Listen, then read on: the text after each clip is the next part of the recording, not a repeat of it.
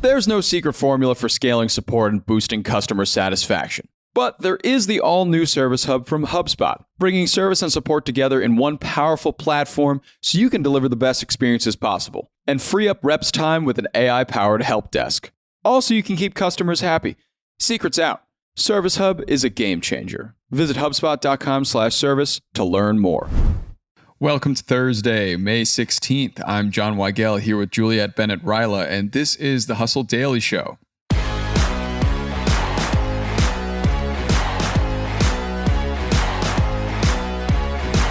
Uber has grown its roster of offerings since its beginnings as a rideshare app.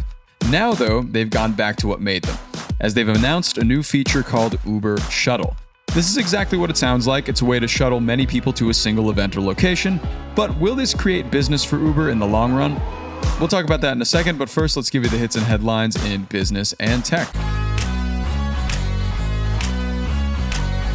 First up here, Ilya Sutskever, OpenAI's co-founder and chief scientist, is leaving the company. The departure comes just one day after the release of ChatGPT 4.0 and 6 months after he took part in temporarily removing Sam Altman as CEO. So now he's gone.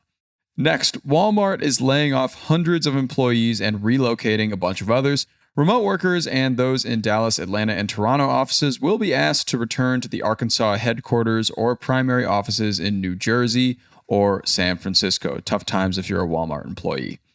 Okay, over to some weirder stuff. Raw milk sales are up 21% in the United States. Yes, that's raw milk.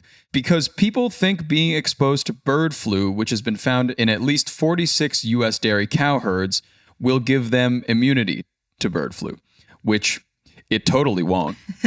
And next, Mark Zuckerberg turned 40 and his wife Priscilla Chan turned back the clock for him, building him small-scale replicas of his childhood bedroom, his Harvard dorm room, his favorite pizza place, and his first apartment. Really makes you feel like you're in Madame Tussauds again, right, Juliet? Yeah, I think this is actually a really cute gift, honestly. Yeah, what a fun, interesting birthday gift. I definitely would never expect it. That is for sure. I do have a friend who at one point wanted to make the other friend a diorama of their friendship. I don't know if they ever did that, but I like the gesture. And finally, Netflix paid an unknown amount to stream Christmas Day NFL games for the next 3 years. Last year's game saw an average of about 28.7 million viewers, and that is a lot of families not paying attention to each other on Christmas Day. Okay, on to the main story. Today, we're focusing on Uber's shiny new feature and whether it'll work out or not. Uber Shuttle was just announced for the app, which brings yet another rideshare possibility to users. So, Juliet, what is Uber Shuttle? So this feature, it's a shuttle bus. It'll let customers pre-book a shared bus. The capacity seems to be pretty wide, from 14 to 55, depending on the bus. So not a small vehicle. Whoa. And it'll take them to only a few events. You can't book it wherever you want, but it'll take you to the airport, concerts, big sporting events. They partnered with Live Nation on this. So any sort of big event where you're like, man, driving there in parking is going to be a total nightmare. If you are in one of the select cities where Uber Shuttle is launching, you can book a ride on this instead. Yeah, it seems like the affordable equivalent of a party bus. Yeah, it didn't look like it was too expensive. There was a ride that they gave as an example that was about 30 minutes, and I think the fare was $15. So not too bad. Okay. Yeah, we've seen Uber kind of toy around with this multiple people in the same ride before. The now deceased Uber Pool of pre-COVID times was a favorite of mine, to be able to just hop in a car with some random people and go where we need to go. Sure. But are there other features that have been similar to this that they've tried in the past that you know of? Yeah. And the thing is, Uber Pool kind of still exists. I was just looking at my app. You can get a shared ride. Oh. I think it's Uber X Share, maybe. Oh, wow. I didn't know that came back. Lyft briefly had a similar carpooling feature. I don't think it does anymore. I looked on my Lyft app, could not find it. But Uber has consistently expanded its carpooling options. It's tried a number of different things. It's even tried the shuttle before. There's a corporate option. I've never experienced that. personally, but it does exist. And also what I find very interesting is it actually has been successful with its shuttle services in Egypt and in India. Whoa. And I saw a stat that said customers in Egypt actually take shuttle 2 times more than they book an Uber X ride. So it's very popular. Wow. Yeah. Okay. That does really well over there. I'm guessing it's a lot of tourism trips mainly. I'm actually not sure because I was reading in one article that in India, it's actually really popular among women who don't feel safe on regular public transit. Oh. This is a way that they can track their ride and know where it's going, and they generally feel safer. Wow, pretty cool. Okay, so some interesting innovations been made in other countries. Now over here, I know there was a feature you talked about in this article called Uber Hop as well. Can you talk to us about that a bit and what that was? I think it's very similar to some of their other shared rides. They had piloted it in Seattle, and it allowed people to sort of hop on a predetermined route. So very similar to a bus. Oh, okay. So you could just hop on it at any time. That's interesting. Okay. So they've kind of done a lot of testing here, and it seems like the shuttle is the next one coming. So what do you think? How do you think this is going to shake out? So I think that I have a lot of opinions that are perhaps different from some of the articles that I'm seeing out there. And I think that's because I am a full-time public transit user who can't drive. Mm-hmm. And I live in Los Angeles where it's almost unheard of not to drive. So I've seen a lot of criticism saying like, it's just the bus. But the problem is it's really not the bus. The bus doesn't go to where you want it to go all of the time. Right. So for example, I could see them doing a Taylor Swift concert. That is a big event where you could partner with Live Nation and have a shuttle.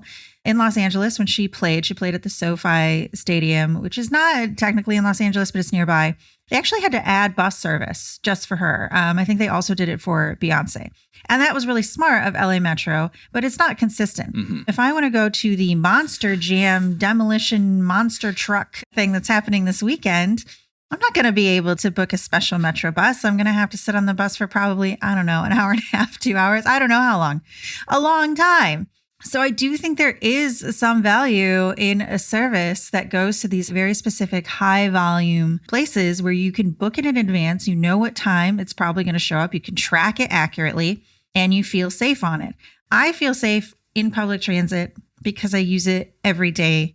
But I know that there's a lot of people who don't know how to use it and they don't feel safe on it. In fact, pretty much every single day, there's like a fear mongering thing that comes out in like LA Magazine or on KTLA that's like, everyone's scared of the bus. And I get it. It's weird. Okay. Like the bus is weird. I always see something pretty wild on it. It occasionally feels like I'm in Mad Max or Fallout. So I get this need. And there's a lot of transit solutions that go back and forth. I mean, public transit is taking a cue from rideshare, and it has these micro transit options now where you pre-book a ride on a little bus and it comes and gets you. Mm-hmm. I have found those to be mostly useful unless it drops you off in a really weird place. And then you have to hike up several flights of weird stairs, which happened to me once. But again, these are not high capacity vans typically, and they're not specifically tailored to take you to a huge event. And even sometimes if you do take a traditional Uber or some of these things to a huge event, it's not door-to-door service. So you're going to have to walk from wherever the gate is a really long way. So I think it's cool. And I think it's interesting that Uber is considering these last mile solutions for people who can't drive or people who don't want to drive. I just think there are also, to the point of some of these other articles, some concerns about how drivers will be compensated. I know if you look at Reddit, drivers hate Uber Pool, Uber Share, whatever. They don't feel like they make enough money. And also some concerns as to, isn't this public transit's job and why isn't public transit doing it? Right. And why is a company having to come in and kind of reroute all the public transit through this app now? Right. Yeah, I think the most exciting part of this to me is the airport shuttle possibility. Because, I mean, in New York, at least getting an Uber to the airport or private Uber to the airport is $80 to $100 sometimes. Oh, for sure. So it is really insane. And for not that far a distance. And public transit in New York does a very horrible job of taking you to the airport. So this is very interesting, and I think a nice development. And also from what you said before, it seems like the Uber Monster Truck Jam crossover is imminent here as well. Yeah. If they can get the monster trucks on board with this, it'll blow it out of the water. I would love to see an Uber Monster Truck rally, actually, now that I'm thinking about it. That would be great. Or a demolition derby. Ooh, yeah. Now we're giving them ideas. Mm-hmm.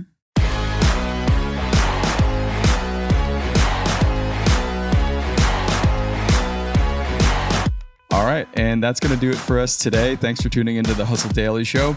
We're a proud part of the HubSpot Podcast Network. Our editor today is Robert Hartwig, and our executive producer is Darren Clark. We've got a lot more tech and business coverage in our newsletter. If you're not subscribed, go get yourself signed up at thehustle.co/email, and we'll see you tomorrow.